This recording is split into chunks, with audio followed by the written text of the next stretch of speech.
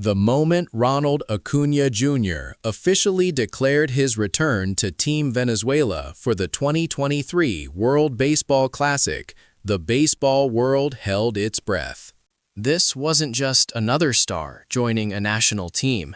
This was the ignition switch for a nation's baseball obsession, a jolt of pure electricity injected directly into the heart of the tournament.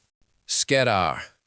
The excitement surrounding La Vinotinto was palpable, but early on, even Acuña, the superstar slugger, had to fight for his footing. Then the breakthrough came. A simple ground ball hit toward the hole, fielded brilliantly by Francisco Lindor, forcing a long throw. Yet, the throw was late. Acuña, digging hard out of the box, was simply too fast for the defense to keep up with. He finally secured his first official hit of the Classic, a necessary exhale for both the player and the dugout. But Ronald Acuña Jr. doesn't do simple. He doesn't do just enough. The very next sequence defined the vintage performance we had all waited for. Acuña lit up the gap in left center field, and from the moment the ball left the bat, the engine was roaring at maximum RPM. The commentary was lost in the action, urging his teammates, "Just keep running, Sanvi. Just keep going." And then we saw it. Acuña tearing around third base, his helmet coming flying off, a visual signature of reckless, beautiful speed. Slid hard at home plate, kicking up a plume of dirt, safe at home on an aggressive play that gave Salvador Perez the unofficial, well-deserved kids triple on the scorecard. That was adrenaline personified.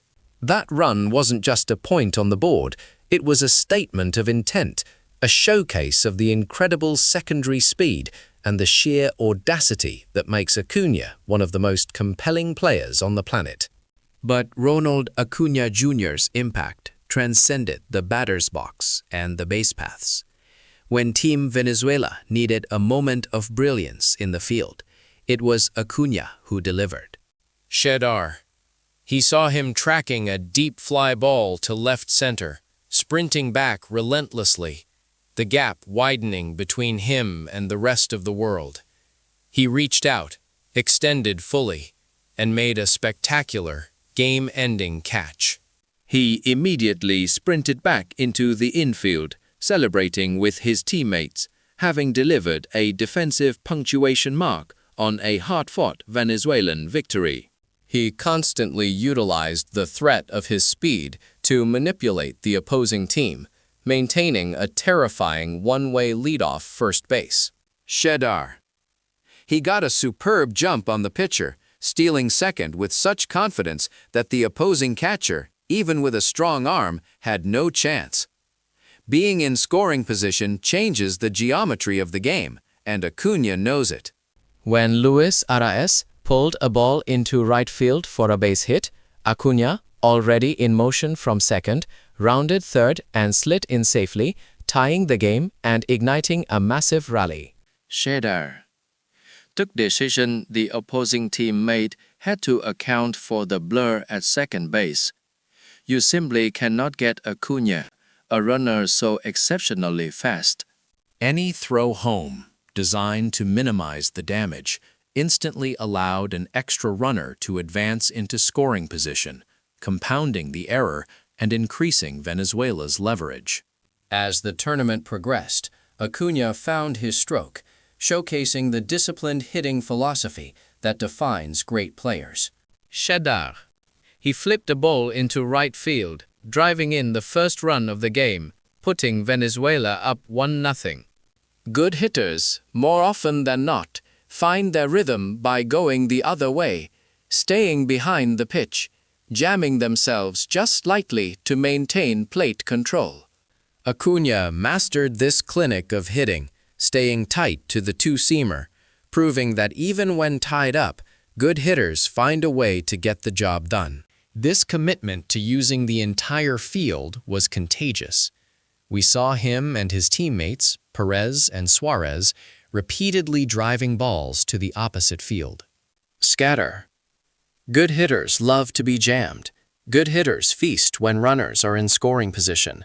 This was an absolute clinic on maximizing opportunities. Acuña continued to demonstrate his improved approach at the plate. On his second hit of the day, he connected with a breaking ball, staying firmly behind the baseball. His landing was soft, his approach deliberate. This ability to slow everything down, to adjust from hitting a blazing fastball in the first at-bat to driving an off-speed pitch later, is what separates the elite from the merely great. He didn't just walk to the bases, he operated with the gas pedal floored. That's why he's built for the lead-off spot. He gets a base hit, and suddenly the equation shifts entirely. Skedar. Very first pitch, he stole second base. A huge jump gave the catcher absolutely no chance. In a critical sequence, Acuña stepped up and drove a ball deep to center field. Mike Trout, patrolling center, sprinted all the way back to the warning track to make the catch. Though it missed being a home run by mere inches, it was precisely the powerful swing Venezuela needed. Arraez tacked up from third and came in to score, giving Venezuela its first lead of the night.